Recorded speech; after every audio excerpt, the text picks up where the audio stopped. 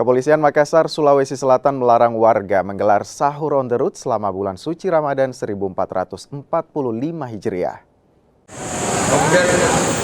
Larangan menggelar konvoi berkedok sahur on the road selama bulan Ramadan dikeluarkan pihak Polrestabes Makassar.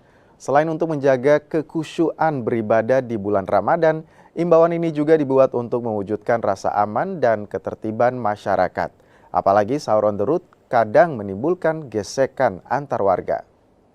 Jadi sesuai petunjuk dari pimpinan, baik dari Pak Kapolrestabes, Pak Direktur Lalu Lintas, termasuk sudah diatensi oleh Bapak Kapolri. Jadi untuk pelaksanaan sahur on the road itu tidak diberikan dengan harapan untuk lebih pelaksanaannya itu tidak digunakan karena akan bisa menimbulkan gangguan Kamtibmas maupun gangguan Kamtibmas Lantas.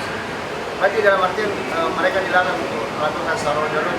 Iya, jadi sesuai petunjuk himbauan untuk tidak dilaksanakan sahur on the road, kita laksanakan mungkin sahur yang lebih elegan di tempat-tempat tertentu yang lebih bagus dan lebih khusyuk.